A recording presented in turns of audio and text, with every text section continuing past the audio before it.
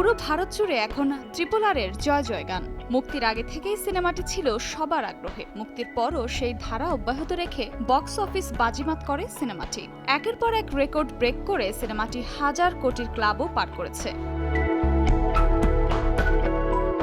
RRR জুড়ে ছিল তেলুগু তারকা রামচরণ ও জুনিয়র NTR-এর দুর্দান্ত অভিনয় ও বন্ধুত্বের রসায়ন। তাছাড়া অল্প সময়ের জন্য হলেও আলিয়া ভাট ও অজয় দেবগনের উপস্থিতিও নজর কেড়েছে সবার। তবে এসবের মাঝেও এ ছবিতে অভিনয় করা অন্য তারকারাও আলোচনায় এসেছে।